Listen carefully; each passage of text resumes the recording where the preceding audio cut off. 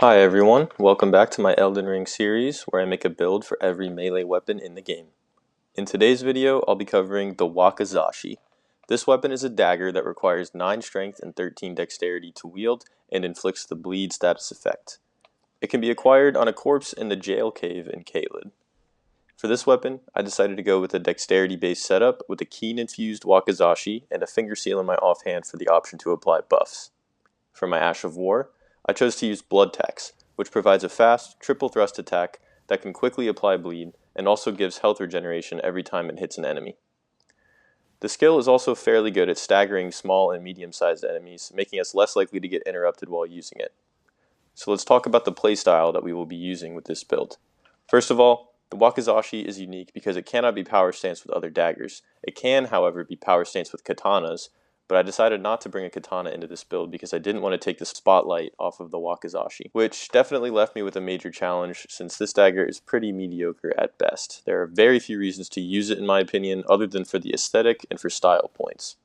So all that said, I settled on just one-handing the weapon by itself, but I think it turned out to be more viable than you might expect.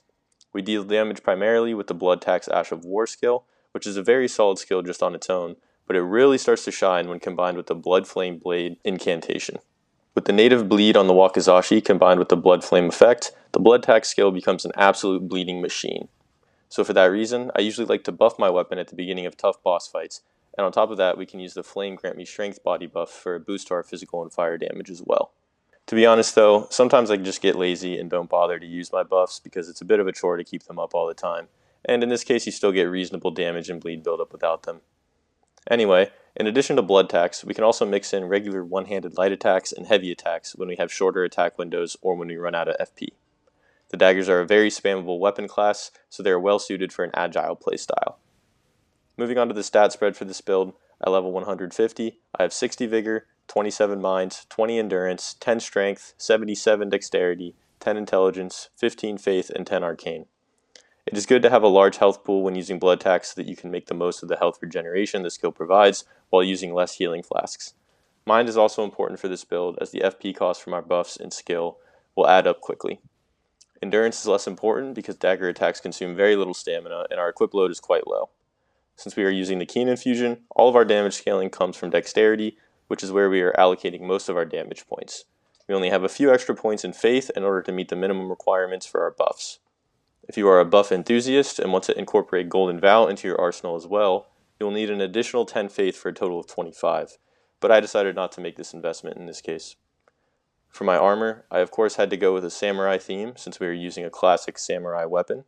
I'm using the full white reed set, including the Okina mask, which increases our dexterity by 3, bringing us from 77 to a total of 80, the soft cap for damage scaling. Now for my talismans, I'm using the Shard of Alexander to increase the damage of Blood Tax, which is the bread and butter attack of the build. I also have the Rotten Wing Sword insignia for more successive attack damage. I have the Lord of Blood's Exaltation for a damage boost after we trigger bleed. And finally, I'm using the Crimson Amber Medallion to give us more HP.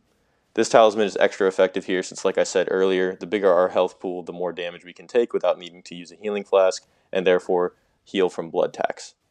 Obviously, the +3 variant from the DLC is the best, which is what I'm using here. And finally, for the Flask of Wondrous Physic, the safe options which I chose to go for are the Green Burst Crystal tier for more stamina recovery, and the Opaline Hard tier for more defense. If you want to play more aggressively, there's also the option to use the Blood-Sucking Crack tier, which boosts all damage with the trade-off of constantly sapping our health. This has good synergy with the Blood Tax Ash of War, because its ability to offset the HP loss without needing to take a break from attacking. And on that note, that brings us to the end of this episode. Here is an overview of our setup from the menu screen. Thank you for watching, I hope you have a great rest of your day, and I'll see you next time.